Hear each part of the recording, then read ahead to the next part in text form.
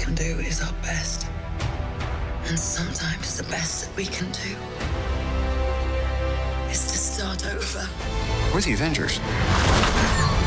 We gotta finish this. You trust me?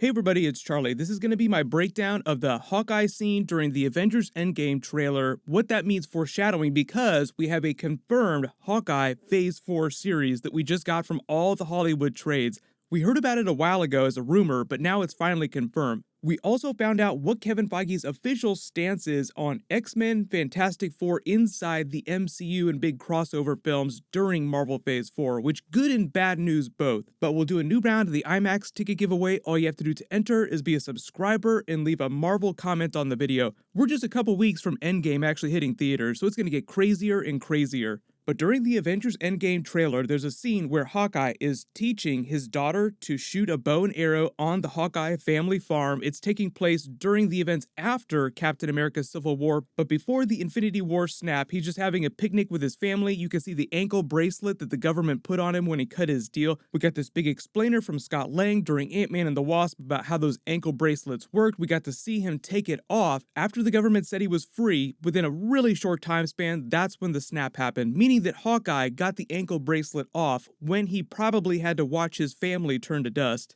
That's part of the reason why he has the giant skull Ronin tattoo on his arm during the Avengers Endgame trailer. Now, they might embellish that a little bit in post-production just to make it a little more prominent, but that's where the Ronin persona comes from. He's gone super emo and super pissed off because he lost his family and doesn't know how to deal with it. He's just going back to his roots as an assassin. Remember, Hawkeye, Black Widow during the events of the original Avengers movie is just like Budapest. They keep talking about Budapest and all these crazy times that they had together when they were way more vicious.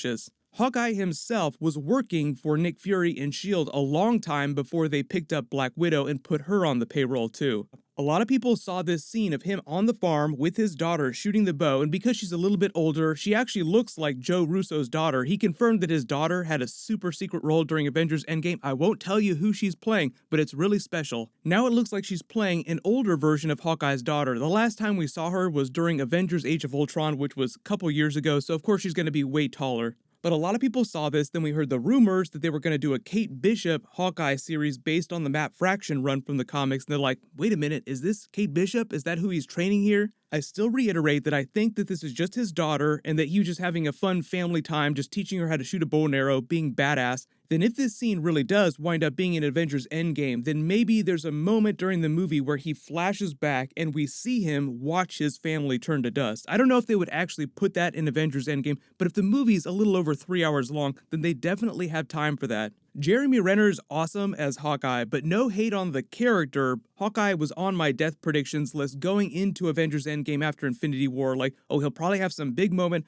but I never thought that he was going to get his own solo movie, and Jeremy Renner is already doing a lot of other projects. He doesn't have problems finding work in big movies. They kept hyping up that there was going to be a big death from one of the main Avengers during Avengers Endgame, so Hawkeye was just on the list of possibilities. But now this seems to confirm that he's going to be safe. And I think obviously Captain America has shot way up to the top of our predictions list. But because we haven't seen Kate Bishop anywhere in his past, he's never made reference to her, it just sounds like he's going to be training her after the events of Avengers Endgame. So just like Spider-Man Far From Home guarantees that Spider-Man comes back during Avengers Endgame at some point, Nick Fury comes back at some point, you can also say the same for Hawkeye. Thanos is going to probably rake him over the coals, he'll go through hell and back, but he'll be okay.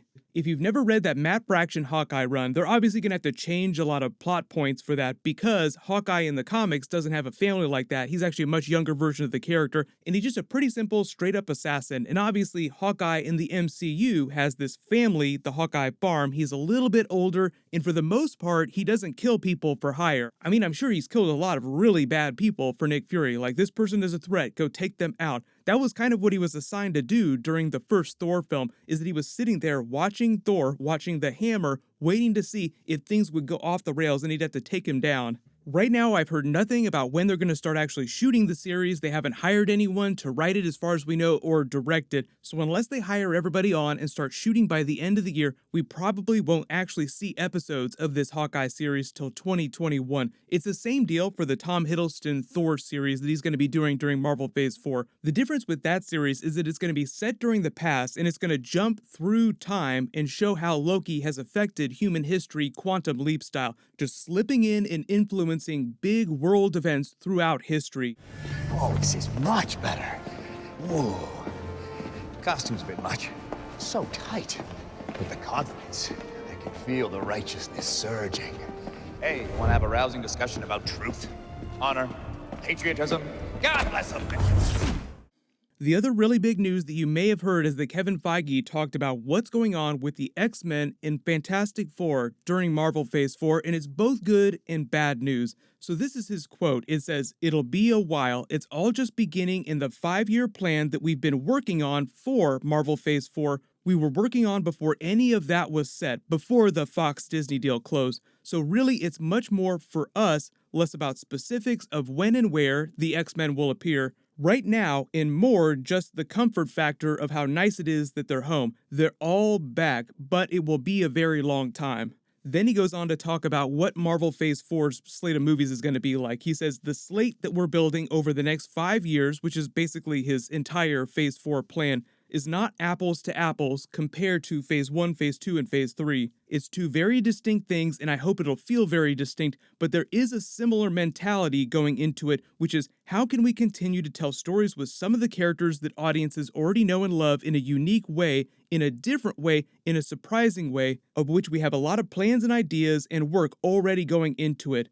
Then, how can we introduce new characters that even hardcore fans, comic fans, have barely known or barely heard of? That's really exciting too. So he's referring to bringing back big core Avengers characters for future movies, like the Black Widow movie, more Spider-Man movies, and then obviously introducing the really weird characters like the Eternals that you've never seen before. Right now, current Marvel Phase 4 schedule is Spider-Man Far From Home happening this July. That is the very first official Marvel Phase 4 film. Then the Eternals, the Black Widow film, Doctor Strange 2, the Shang-Chi movie, which is supposed to be shooting later this year in Australia, Guardians of the Galaxy Volume 3, and Black Panther 2. So most of those films are actually characters that you already know about that'll be coming back during Avengers Endgame. It sounds like what happened is before he knew that he was going to get all the X-Men, Fantastic Four, Deadpool characters back, is that Kevin Feige was looking for a way to reinvigorate what people think about Marvel movies and the way they structure things without necessarily throwing away all the things that they did really well or getting rid of all the characters that people love who were still alive and had a lot of potential as film franchises. Like Black Panther, no brainer that they're going to do a trilogy of those. Doctor Strange, obviously really huge character, and they can go into this big new magical realm that they've barely explored in the Marvel Universe. Spider-Man, one of the most popular comic book characters in history. Of course, there are going to be a ton more Spider-Man appearances in movies and a ton more Spider-Man solo films.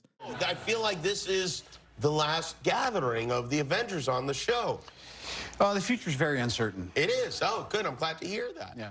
The big difference is they're transitioning away from Iron Man being the center of the universe, one, because they've used that character so much that they don't want people to get tired of him, and two, Robert Downey Jr. is so highly paid that it actually becomes difficult from a production standpoint to justify the expense if you don't absolutely have to have him. So what probably happens is towards the end of this 5-year period that Kevin Feige is talking about, that's when you start to see new MCU X-Men films. But there's going to be a Deadpool movie in the next couple of years, so it's not like none of these new Fox characters will be doing anything for the next 5 years. I think people were a little confused about that. Like, wait a minute, does that mean no X-Men at all during Phase 4? It just sounds like he didn't have a big plan to cross them over, and he's not going to try and shoehorn them in the next couple of years. So the only big X-Men crossover stuff that I'm expecting in the next 4 to 5 years is that in the next couple years, they announce a new X-Men film that they're making, and then they slowly start to cross those characters over. Production cycle, when they announce films, typically it takes another 2 years for them to actually hit screens, so that's where you get to your 5-year period that he's talking about in Marvel Phase 4. So if you're waiting for like big Secret Wars level crossover, that sounds like it's going to be Marvel Phase 5, whatever that winds up being.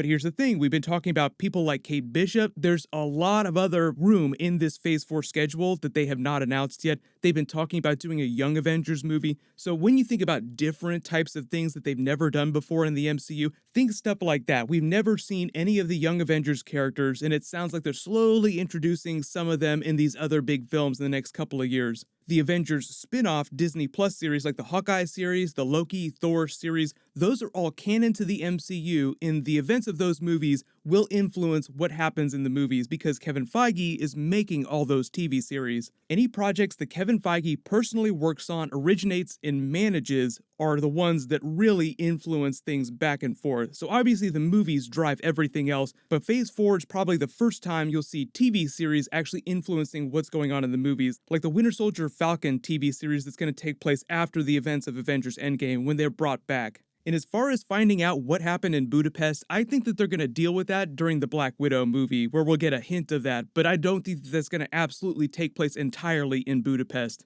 I believe they're going to be shooting that somewhere in New Orleans, and actually David Harbour was talking about them starting to shoot that in June. So we should find out more about what's going on with the Black Widow movie, what period it's set during in the next couple of months. There was also a recent interview where Robert Downey Jr. made fun of Kevin Feige for his level of secrecy because they were all questioning Black Widow about it. I believe it was on Jimmy Kimmel. Scarlett, when does the Black Widow movie start shooting? When what? When does the Black Widow movie start shooting? Where when? The one you're in, the Black Widow movie. You know, your own, like, movie. Everybody's had their own movie, and you haven't had your own movie, but I assume you're going to have your own movie. That's a lot of words. I don't know. I don't know. It's too much work. Too many words. What did Feige say the other day? We haven't announced that. I was like, yeah, everyone's talking about it. What are you talking about? You can see Black Widow sort of dodging the question a little bit. Like, yeah, of course, we all know that you're getting ready to shoot the Black Widow movie, but officially they can't say anything about it until Kevin Feige officially says something about it. But as Robert Downey Jr. says, everyone's talking about it. We all know exactly what's going on. There'll be more Avengers Endgame stuff happening this week. There was a whole bunch of news the last couple of days, and Game of Thrones Episode 1 is airing on Sunday night. So get ready, because I'll be doing videos for all that stuff. It's going to be crazy. While you wait for everything, click here to rewatch that Avengers Endgame opening scene a billion more times, and click here to start getting ready for Game of Thrones Season 8 Episode 1. Thank you so much for watching. Everybody stay awesome. I'll see you guys tonight.